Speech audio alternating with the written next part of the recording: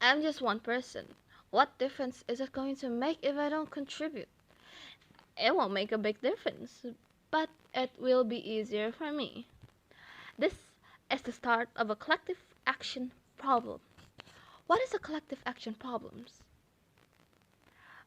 A collective action problem arises when all of the members of a large group enjoy a resource equally, but protecting that resource must be paid for by each and every member.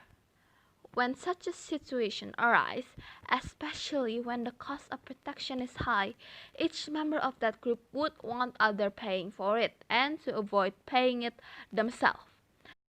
In this case, everyone enjoys a world which is not too hot and the climate is normal. But who wants to pay to change our dependence on cars and trucks and plastics and convenient stuff? Then what happens? Where there are collective action problems, there are collective action failures. And the higher the cost to each other, the more likely the actor is to free ride, that is to welch on his or her commitment and hope that others pay, to leech off someone, to be a bloodsucker and a prey of full-blooded men. In the case of managing climate change difficulties, as in all such cases, collective failure means that all of us end up with less of what we want, an end to climate change. What does this portend to our intent for the current process? We are slowly killing ourselves. Don't hold your breath. Showing global and domestic growth, rising global and domestic divisions, especially the increasing strident as first tone of domestic politics worldwide, increasing the unsure leaders everywhere do not bode well for the kind of strong leadership by a small group of critical players necessary to overcome collective action. As a Christian who fear God, I was stunned yet again on how beautiful God is. The God whom I surrender my love in is a God that cares about us so much. He made everything, even to the smallest detail, with care. As we can see how God has designed nature, He had designed this wonderful world for us so we can live comfortably. But because of our sin, because of our greed, we ruin this paradise called earth. We ruin His perfect creation, in which we must pay for our mistake, in which this world is slowly dying, turning to the worst in each passing day, with no solution with this problem. I pray to God that God would give humanity His grace to solve this problem we are facing yet again. As the government who have the authority to follow with international organizations, to cooperate with them to find a solution with this problem together, or at least to slow it down until humanity could one day find the solutions.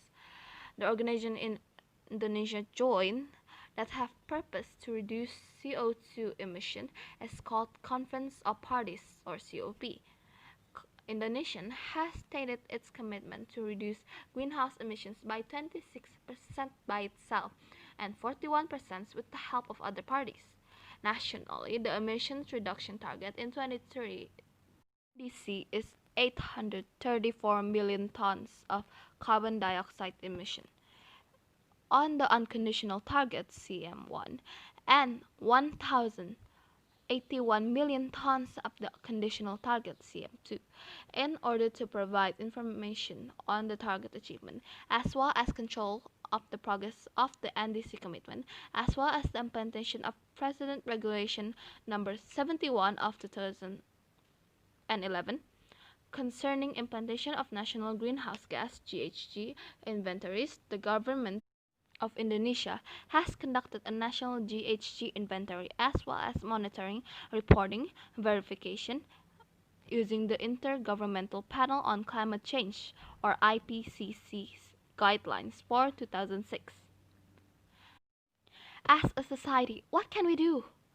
we can help by changing our daily life. Well, you don't have to make it so drastic. Not only will it help the world, it will also help ourselves. How, you ask?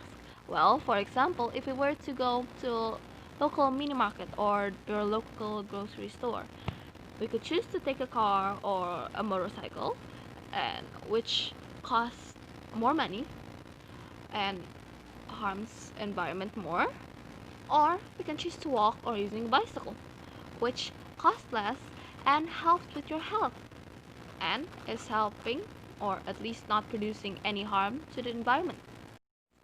Many research did say that walking or bicycling is actually very good for your heart and other health benefits. So it could help you by doing that. It saves your money and your health.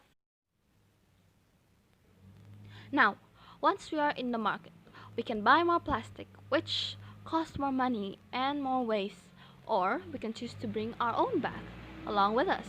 Saves the world and saves our money. Simple things like this can help. It can be a lot of help, especially if everyone do this.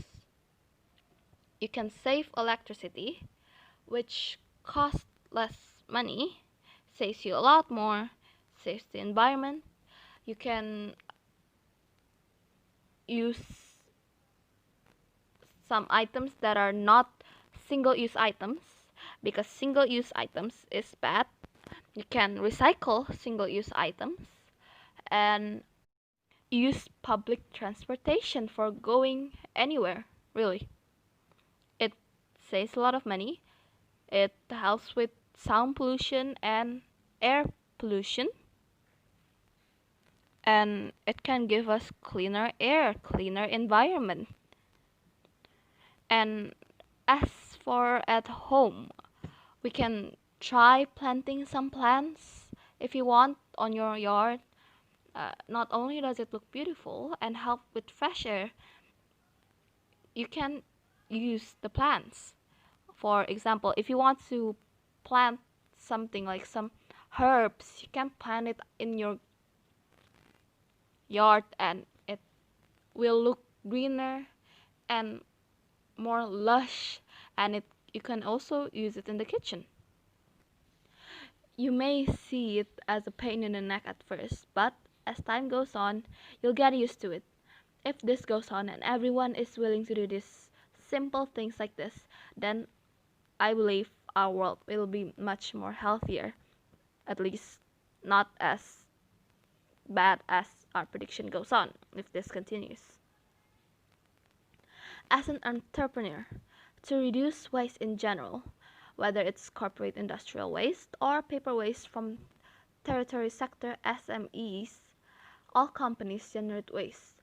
But we can reduce this waste, such as avoid single-use items as much as possible, encourage employees to use public transportation, choosing environmentally friendly infrastructure and equipment. That is all. Thank you for listening, and I hope this world goes for the better. God bless you all.